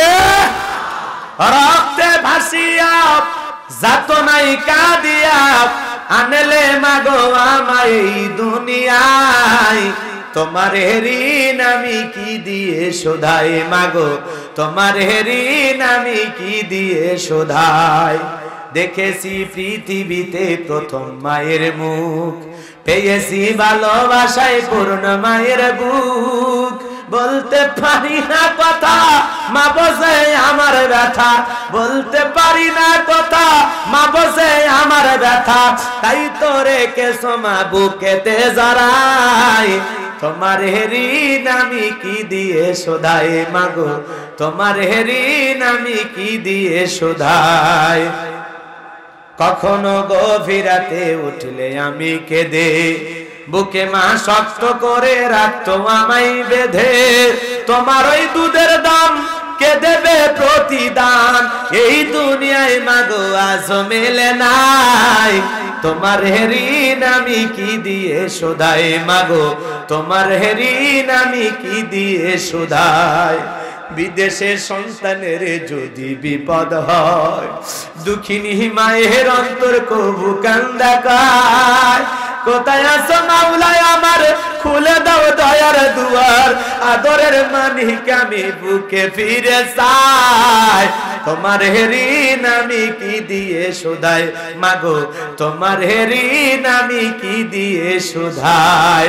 রক্তে বাঁচিয়া যাতনাই কাঁদিয়া আনলে মাগো আমায় এই দুনিয়ায়, তোমার ঋণ আমি কি দিয়ে শোধাই মাগো, তোমার ঋণ আমি কি দিয়ে শোধাই। কষ্ট পাইছেন যুবক রে? সুন্দরী বউ পাইয়া মা বাবারে ভুলে যায় না। বইয়ের ভালোবাসা বইয়ের কাছে, মায়ের ভালোবাসা মায়ের কাছে। আর মনে রাখবা দুনিয়াতে দুইটা মানুষ নিঃস্বার্থ ভালোবাসা দেয়, তার নাম হলো মার বাবা। কথা বলেন ঠিক কিনা? এই যুবকের দল ভালো করে আলোচনা শুনে যাও, হৃদয়ের কান পেতে কথাগুলো শুনে যাও। আল্লাহ রাব্বুল আলামিন আমাদের সবাইকে পিতা মাতার খেদমতকারী সন্তান হিসেবে কবুল করেন, জোরে বলেন আমিন। এইবার লোকমান হাকিম তার কলিজার টুকরা সন্তানকে বলেন, ইয়া বুনাইয়া ইন্নাহা ইন তাকু মিসকালা হাববাতিন মিন খারদালিন ফাতাকুন ফি সাখরাতিন আও ফিস সামাওয়াতি আও ফিল আরদি ইয়াতি বিহাল্লাহ ইন্নাল্লাহা লাতীফুন খাবীর। লোকমান হাকিম ডেকে বলে, হে আমার বাদশা, হে আমার কলিজার টুকরা সন্তান, তুমি যদি সরিষার দানার পরিমাণও যদি কোনো গুনাহ করো, কোনো ভালো কাজ করো, তুমি যদি সরিষার দানার পরিমাণও করো, সেটা যদি শিলা গর্ভে থাকে, আকাশে থাকে কিংবা মাটির নিচে থাকে, আল্লাহ পাক সেইটাও তোমার আমলনামায় হাজিরি করবে। সন্তানকে ভয় দেখাচ্ছেন, কার ভয়? গুনাহ থেকে যেন বেঁচে থাকে ভয় দেখাচ্ছেন কার? আপনি আমি সন্তানদেরকে গুনার ভয় দেখানোর দরকার আছে না নাই? সন্তানকে বলতেছে বাবার শিলা করবে জঙ্গলে, এ যুবক মনে করো না জঙ্গল প্রেম করার জন্য মঙ্গল। জঙ্গলে কেউ না দেখলে একজন দেখেন, তিনি কে? শিলা গর্ভে পাহাড়ের চূড়ায় অথবা পাহাড়ের কোন গর্তেও যদি তুমি গোপনে গুনাহ করে থাকো, অপরাধ করে থাকো, সেটা যদি সরিষার দানার পরিমাণ হয়ে থাকে, ভালো করলেও আল্লাহ আমলনামায় হাজিরি করবে, মন্দটা করলেও আল্লাহ আমলনামায় হাজিরি করবে। কথা বলেন ঠিক না? সেটা যদি আকাশে হয়, হেলিকপ্টার ভাড়া করে গুনাহ করেছো, কথা করে না গুনাহ মানুষ? হেলিকপ্টারে প্রেমিকা নিয়ে আপনি গুনাহ করতেছেন, কক্সবাজার সমুদ্র সৈকতে যা গুনাহ করতেছেন, আপনি আকাশে গুনাহ করেন, আর মাটির নিচে গুনাহ করেন, আর পানির ভিতরে যা গুনাহ করেন, যেখানে অন্যায় অপরাধ করেন না কেন, কেউ যেটা দেখে না দেখেন তিনি কে? কেউ যেটা জানে না সেটা জানে কে? কেউ যেটা শোনে না শোনে কে? আপনি কি মনে করেছেন রাতের আধারে কলা বাগানে ভুট্টার খেতে গুনাহ করেছেন, কেউ দেখে না, একজন দেখেছেন, তিনি আল্লাহকে ভয় করো। ইয়া আইয়ুহাল্লাযিনা আমানু তাকুল্লাহ, হে ঈমানদারগণ আমি আল্লাহকে ভয় করো, হাক্কা তুকাতিহি, ভয় করার মতো, ভয় করার মতো ভয় করো। তুমি জানালা যায় ডাক দাও, পিঙ্কি আমি আইছি, দিয়ে পীড়িতের গল্প মারা, কেউ দেখেন, একজন দেখেছেন, তিনি কে? পাশের বাড়ি ভাবিরে দেখে কুদৃষ্টিতে তাকার কয়, ভাবি আপনারা দেখে যে কি মনে হয়? কি মনে হয়? এই শয়তান, তোর কি মনে হয়? তোমার অন্তরের খবর জানে কে? সেজন্য আল্লাহ পাক বলেন ইন্নাল্লাহা লাতীফুন খাবীর, সর্ববিষয়ে গোপন প্রকাশের খবর কার কাছে? আল্লাহ সূক্ষ্মদর্শী, আল্লাহ সব খবর রাখে। এই জায়গায় বসে থেকে আমারও আসলে আমারে গালি দিতেছেন নাকি ভালো বলতেছেন, আল্লাহ সেটা জানে না? আই 5 মিনিট করে দেখা ভাই, 5 মিনিট ওয়াজ করে দেখা, কথা কন না কেন? সমালোচনা করা সহজ, ভুল ধরা সহজ, কিন্তু ওই জায়গায় পৌঁছানো অনেক কঠিন। সমালোচনা তারাই করে যাদের কোনো কাজ নাই।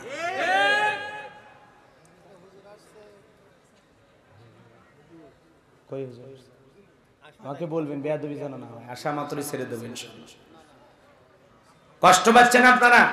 তাহলে সন্তানকে বুঝাইতে হবে, বাবা দিনের আলোতে রাতের আধারে বন জঙ্গলে যেখানেই যাও না কেন গুনাহ করা যাবে। কিন্তু আমরা বাবারা কেমন হয়েছি, ছেলে যদি কারো গাছ থেকে আম চুরি করে নিয়ে আসে, বাবা খুশি হয়, বাপ রে বাপ আমার সাহস নাই, আর আমার ছেলে বাপ রে বাপ ছোটবেলায় আম চুরি করে নিয়ে আসে। আপনি যদি সত্যিকারী বাবা হন, আদর্শ পিতা হতে চান, সন্তানকে বলা লাগবে, বাবা এটা অন্যায়, এটা অপরাধ, যা করছো ভুল করছো, আর জীবনে কোনোদিন যেন এই ধরনের ভুল না হয়। কথা বলেন ঠিক?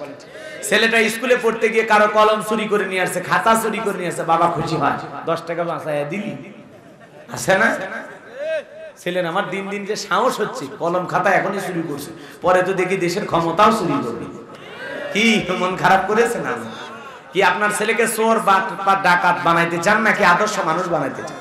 তাহলে সন্তানকে বোঝাইতে, বাবা কার কলম নিয়েছো, বলবা বন্ধু ভুল করে ব্যাগে নিয়ে গেছি, এই কথা বলে কলমটা ফেরত দিবা। খবরদার, তোমার যা যা প্রয়োজন আমাকে বলবা, আমি বাবা আছি। কথা বলে ঠিক? আমি আম চোরের বাবা হতে চাই না, বাজার থেকে যত আম লাগে কিনে খাওয়াবো। কথা বল। ছেলেটা মানুষের পুকুর থেকে মাছ চুরি করে নিয়ে আসছে, রাতের বেলা স্ত্রী মাছ কোটাকুটি করতেছে, কোটা বাসা বোঝেন তো আপনারা, কি বলেন? হ্যাঁ, স্ত্রীকে বলতেছে মাছ পাইলি কই, আমি তো বাজার থেকে কিনি নাই, তুমি কিনবা কেমনে? তোমার ছেলে উমুকের পুকুর থেকে গোপনে নিয়ে আসছে। আস্তে কোটা, আস্তে কোটা, সাউন্ড যেন না হয়, আস্তে করে কোটা বাসা করে। ছেলে তো আমার 10 কেজি বাজার বাসায় দিছে। কথা কোনটা? এরকম বাবা আছে না? খবরদার, সন্তানদেরকে বুঝাইতে, বাবা আমি মুরগি চোরের বাবা হতে চাই না, মাছ চোরের বাবা হতে চাই না, আম চোরের বাবা হতে চাই না, তোর যা যা প্রয়োজন আমি সব কিনে দেব, নিজের শরীরে রক্ত বিক্রি করে হলেও কিনে দেব।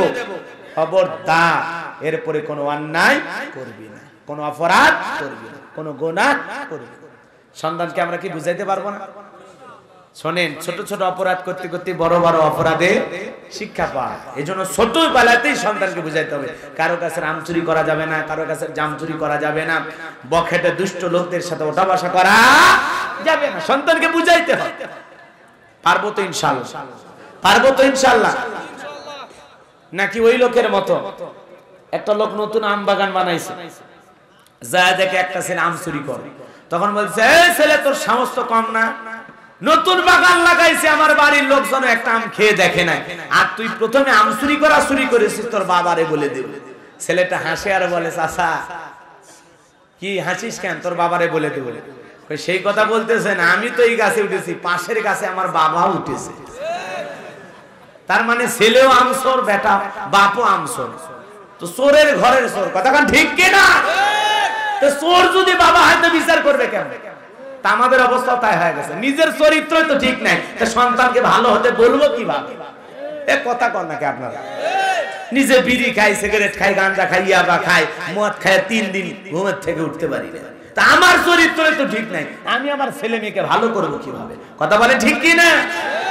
সম্মানিত ভাইয়েরা আমার, এরপরে লোকমান হাকিম তার কলিজার টুকরা সন্তানকে উপদেশ দিয়ে বলেন, ইয়া বুনাইয়া কিমিস সালাত, হে আমার কলিজার টুকরা সন্তান, সালাত কায়েম করা লাগবে। আমরা পিতা হিসেবে আমার সন্তানদেরকে নামাজের কথা বলার দরকার আছে না? না। আমি যদি আমার ছেলের হাত ধরে মসজিদে নিয়ে যেতে পারি, মাদ্রাসায় নিয়ে যেতে পারবি, মাজান গো আমার হাটে নিয়ে যেতে পারি, বাজারে নিয়ে যেতে পারি, মেলায় নিয়ে যেতে পারি, আমি বাবা হিসাবে কেন পারবো না আমার সন্তানের হাত ধরে আল্লাহর ঘরে মসজিদে নিয়ে যেতে?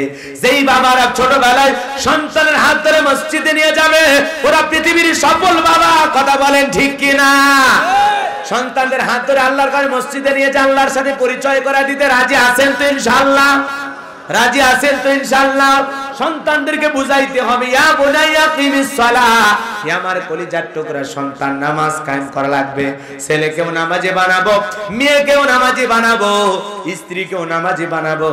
আমাদের ছেলে মেয়ে যদি নামাজি হয়ে যায়, দিনদার নেককার হয়ে যায়, বলেন তো পরিবারের সদস্য হিসাবে, কর্তা হিসাবে আমার ভালো লাগবে কি না? এই জন্য বাজান, আমার সন্তানদেরকে নামাজি বানানোর দরকার আছে না? না। ছেলে মেয়েদেরকে নামাজি বানানোর দরকার আছে না? না। বানাবেন তো ইনশাআল্লাহ? নামাজের দাওয়াত পরিবারে দেবেন তো ইনশাআল্লাহ? একটা পরিবারের 6 জন সদস্য সবাই যদি নামাজ পড়ে, বলেন ভালো লাগে না? বলেন ভালো লাগে না? তো এইরকম পরিবার আমাদের গড়ে তুলতে হবে। এরপরে বলতে হবে আমর বিল মারুফ, সন্তানদের মানুষকে সৎ কাজের দিকে ডাকবা, ভালো কাজের দিকে ডাকবা, নিজেও ভালো কাজ করবা, মানুষদেরকে ভালো কাজের দিকে ডাকবা। ওয়ানহা আনিল মুনকার, অসৎ কাজ থেকে নিজেকে বিরত রাখবা, নিজে অসৎ কাজ করবা না, মানুষকে অসৎ কাজ করতে দিবা না। কথা কি বোঝা গেল বাজান গো আমার? এরপরে সন্তানকে বুঝায় বলতে হবে, ওয়াসবির আলা মা সাবাক, সন্তান রে বিপদ আপদ মুসিবত আসলে ধৈর্য ধারণ করবা, কারণ ধৈর্যশীল বান্দাদেরকে ভালোবাসেন কে? আর ধৈর্য ধারণ করে যারা সফলতার মুখ দেখতে পায় তারা। আল্লাহু আকবার। ধৈর্য ধারণ না করলে যে কোনো জিনিসে সফল হওয়া, বাপ রে বাপ, যত কথা লেখছে এগুলো বলার সময় নেই। ময়না রাগ করেছেন মনে হয়? এই ওয়াজের মাধ্যমে তো বুঝাচ্ছি যে সন্তানেরা যদি ভালো হয়, তাহলে তো ভালো যদি করতেই পারি, সন্তানদেরকে যদি নেককার দিনদার বানাইতে পারি, ও হালাল হারাম এমনি বুঝে নেবে। কথা বলেন ঠিক কিনা? কষ্ট পাচ্ছেন মনে হয়? এ বাজান গো আমার, এরপরে সন্তানদেরকে উপদেশ দিতে হবে, ওয়ালা তুসইর খাদ্দাকা লিন-নাসি ওয়ালা তামশি ফিল আরদি মারহা, ইন্নাল্লাহা লা ইউহিব্বু কুল্লা মুখতালিন ফাখুর। আল্লাহু আকবার। সন্তানকে বলতেছে, বাবা শোনো, কখনো অহংকার করবা না, মানুষকে তুচ্ছ তাচ্ছিল্য করবা না, মানুষকে ছোট করে দেখবা না, কোন মানুষকে দেখে অবহেলা করবা না। আর আমরা সন্তানদেরকে শিখাই, এ তুই তালুকদার বংশের ছেলে, কোন গরিবের সাথে যেন মিশতে না দেখি, 2-4টা মারিয়া কাট করে তুই আসবি, আরে 2-4টা মরে গেলে আমি দেখবি। আছে না? নাই? মনে হয় ছেলে বড় করবে না ক্যাডার বড় করবে। কথা বলেন ঠিক কেন? মানুষকে অবহেলা করা যাবে, তুচ্ছ তাচ্ছিল্য করা যাবে, কোন মানুষকে ছোট করে দেখা যাবে যাবে। সন্তানদেরকে শিখাইতে হবে মানুষকে শ্রদ্ধা করবা, সম্মান করবা, মানুষের সাথে ভালো আচরণ করবা। হুজুর আইসে গেছে? এরকম কোসর মসর ওঠা বসা যেভাবে শুরু করছেন, নিয়ে আসেন হুজুরকে, নিয়ে আসেন। লিল্লাহে তাকবীর। প্রধান অতিথির আগমন, প্রধান অতিথির আগমন, আল্লামা পীরজাদা মাওলানা শরীফুল আমিন হুজুরের আগমন। লিল্লাহি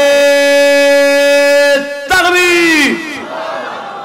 সন্তানদেরকে শিখাবেন ওয়ালা তামশি ফিল আরদি মারহা, ছেলেরে দাম্ভিকতা করা যাবে না, অহংকার করা যাবে না।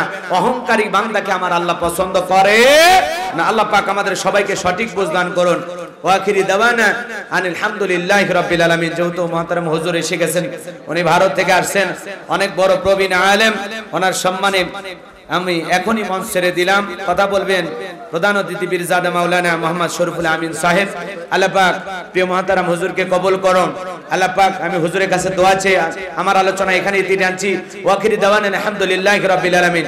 আসসালামু আলাইকুম ওয়া রাহমাতুল্লাহি ওয়া বারাকাতুহু। আপনারা বসেন ভাই, পরিবেশ কেউ নষ্ট করবেন না, দয়া করে বসেন বসেন বসেন। এত বড় একজন আলেম আসছেন, বসেন।